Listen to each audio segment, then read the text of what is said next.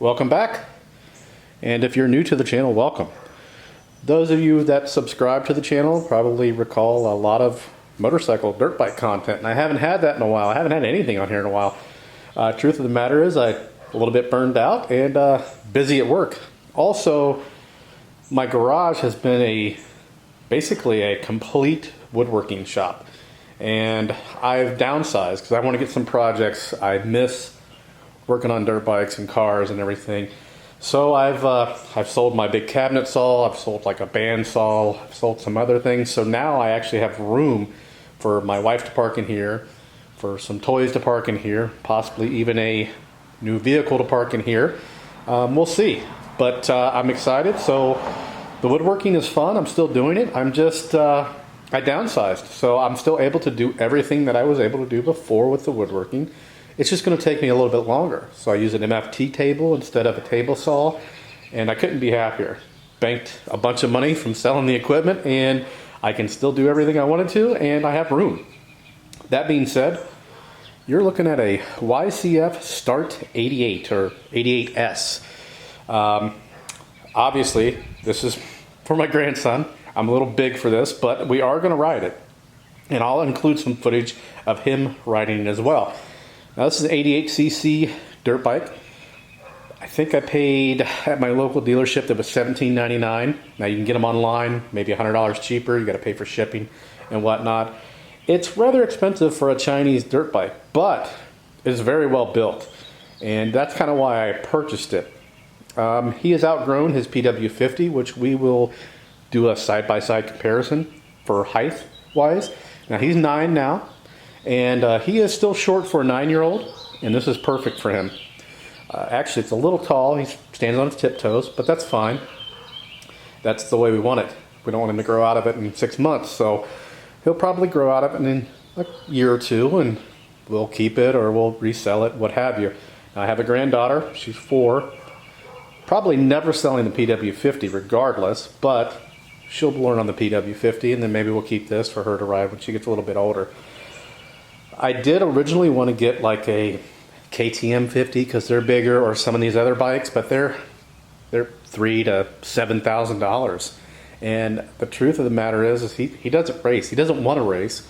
He likes to ride it. Now we do need to find a place to ride, and where I live, everything's like 2 or 3 hours away. It's kind of a mess, and it's not very convenient. So he rides in the street and in the yard, of course, with my supervision.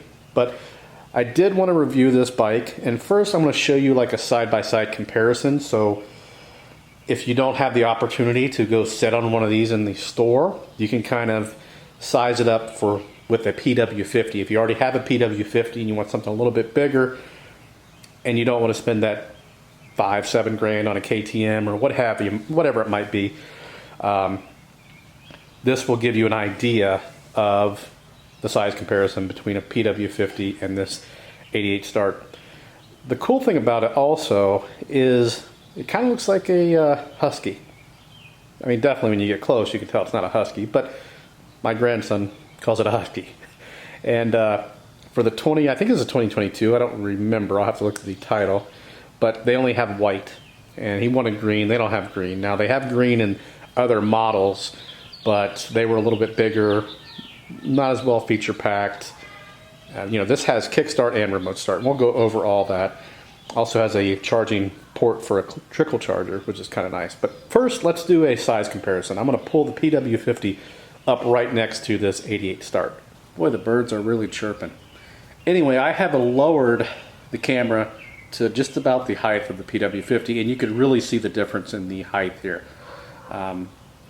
Nowhere near the size of like a 125 or anything like that, but it's perfect in the middle for, like, I would say your typical 8 to 12-year-old, or maybe 11, I'm not sure. Again, my guy's a little bit short. He's 9, he is on the shorter side, so I say 7 to 8 maybe. This might fit them. And we'll take a tape measure. I'll put all the specs in the description. I'm not sponsored by this or anything. I just kind of wanted to pass this along because this was information I was looking for. And luckily, my local dealership actually had these bikes. So I know a lot of dealerships don't carry them, and you could find parts anywhere on them. And again, it seems to be very well made. I'm actually surprised. And we had a go-kart. We also sold that, kind of like a side-by-side. It was a Chinese knockoff. It was rather expensive. Got it from Amazon. We sold that to fund this. Well, that was the deal. I told him, hey, if we'll sell this for a new dirt bike. And he was all for it because he really didn't enjoy that go-kart that much. But we'll get a tape measure and show you the difference. Now, the PW50 is also on its little kickstand. So it's a couple inches higher than it would normally be. So the lowest point of seat height on the P-Dub right now on the kickstand is about 21¼ inches. Now the 88, and you know, of course this is no sag, we are at about 27½, roughly, at its lowest point. So you can see quite a bit of difference. And again, it's not a racing bike. This is an entry-level play bike, exactly what we need. I'm going to do a quick walk around here. Now it does have a 4-speed transmission gearbox. There is no clutch, so it's an automatic. You just got to shift up, and we'll mention a little bit about that here shortly. I believe it's a 10-inch rear, 12-inch front. Nice gripper seat. Of course, your fuel cap. Disc brakes front and rear.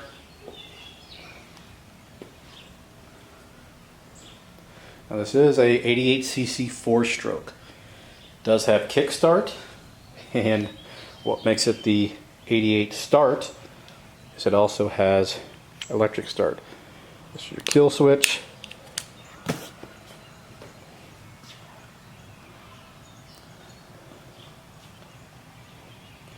Nice little exhaust. Now it has a nice tone to it, nice note.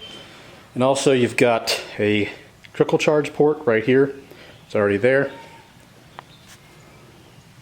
And again, I'll post some footage of the grandson riding it. I think it was last weekend.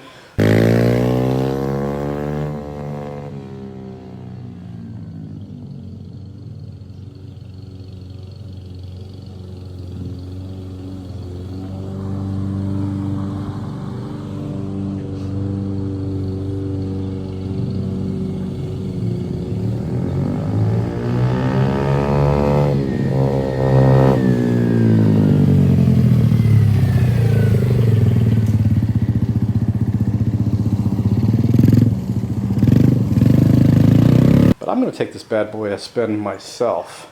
Now, a little bit different than your conventional dirt bike, it actually takes a key and it goes right here. Turn it, it won't fall out. You've got your fuel petcock, you've got reserve, off, on, your kill switch, that is turned off, that is turned on. Here's your rear brake. Just like a normal dirt bike. Again, nice beefy pegs, nice big rear brake. So far, everything is pretty awesome on this. We have one complaint, and we'll go over that. Nice waffle grips. They say YCF. They have a place if you want to wire them. Don't know that you'd need that for this little bike. Your upper triple clamp actually has, you can put the bar mounts in 2 different locations. Maybe bring them a little bit closer to adjust to fit the rider better, or characteristics. We're not going to mess with any of that. It's perfect the way it is for him. Of course, your front brake. This is actually your governor. So if you don't want it going full tilt, you can adjust this in, and as you're adjusting it,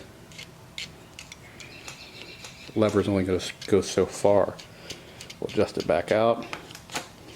So it's a nice feature. I mean, you can do that on the PW50 as well. It's just you need to use a screwdriver. This is right there.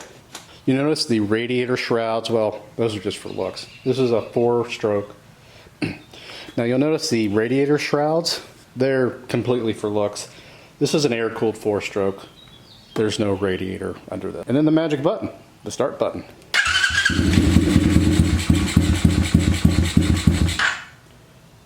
Clearly we have the choke off. There we go. I've turned the bike off because I wanted to do some talking, and I'm not sure you'll be able to hear me over the sound of the bike. It's fairly loud, but this is the one area of concern on this dirt bike. For a lot of people, it wouldn't be a big deal, but for a 9-year-old that isn't incredibly large, this is a huge deal. And that's the shift lever. It is very, very difficult to, even for me, to shift up and down, or shift up. Down is easy, but it's 4 gears, they're all up, but it is very difficult. Even when it's running. Now if you had boots, probably wouldn't be a big deal, but we are in 4th gear now. So this is what we've been doing. Now I'm not the first and only one that has expressed concern of this being difficult to shift. Actually, one of the top searches for the YCF 88, if you put hard to shift, I mean, there's a ton of complaints in there about it. Maybe it'll work its way in, I don't know. Again, this is brand new. We've had it for maybe a month and a half, and he's ridden it up and down the street twice, I think, maybe 3 times, and with no shifting. But we have found a workaround for this. So we still have it in 4th gear. Now you can put the brake on, or maybe you don't have to. We'll try it without.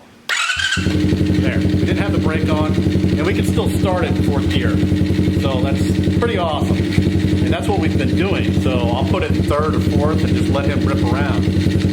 Now if I give it some gas, it's still cold.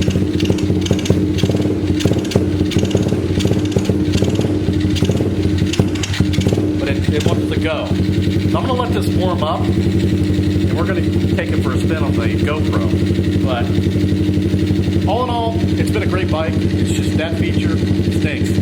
With regular shoes, it's still hard for me to shift, especially being stationary. Now, when I ride it, it's more manageable, but it's very difficult. I mean, it actually hurts my foot, whereas a typical dirt bike doesn't.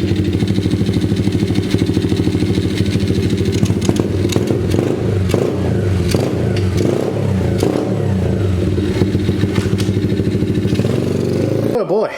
Now, I'm not sure how much of that showed up on the GoPro, but this little thing scoots. I did start off in 4th when I was going out of the driveway, I guess, and then I downshifted to 3rd when I turned around, and then I upshifted back into 4th. This thing's fast. It's really fast. I was surprised. I'm not sure how fast. Probably felt faster than I was going, but for a little bike, it scoots. No wonder when he rides it, I'm terrified. I mean, a few passes, and I'm like, okay, don't go so fast. Don't go as fast as you can. Just take it easy, and he does. He does a great job, but this thing will scoot. So all in all, it's been a great bike. Not a lot of experience with it yet as far as things breaking, that kind of thing. Feels real solid, but that shifter, that needs some attention. So if you are thinking about getting one of these, just know that the shifter more than likely is going to be difficult. Even riding it hurts my foot to shift. But know that there's a workaround. Just start it off in 2nd or 3rd, whatever gear you want them to be in. Maybe it's a little bit safer this way. If they can't shift, not only do you have the governor on the throttle, but you can also just only put them in 2nd gear. So I think that's going to do it for this one. Just wanted a real quick review of this just to help anybody out that may be considering this. I'll post some links. I don't think they sell this on Amazon. As you can see on the shroud, there's ycf-riding.com. But if you just do a Google search, there's all kinds of places that have them. Again, they usually run $17.49, $16.99, something like that, plus freight. Some charge a destination charge in addition to freight. I believe we were at 21-ish out the door, which is kind of high for a Chinese bike, but there wasn't anything for sale used locally that was in great shape, and everything that was for sale was more expensive. So, and it's funny because when I actually did buy it from the local dealer, the guy said, do you need any instructions on how to ride it? I said, no. He said, oh, this is not for you. I'm like, no. I mean, I'm short. I'm like 5'7", 5'6", but apparently I came off as a beginner, and this is a place I go all the time, so it was a newer guy probably, but I thought that was pretty funny. I didn't get mad. I just laughed. I'm like, no, it's for my grandson. So And then that whole conversation started. What? You got a grandson? Yeah. Yeah, 47. I'm old. Yeah, I've got a grandson. Anyway, that's going to do it for this one. If you have any questions or comments, post those below. If you haven't subscribed, please do so. And as always, thanks for watching.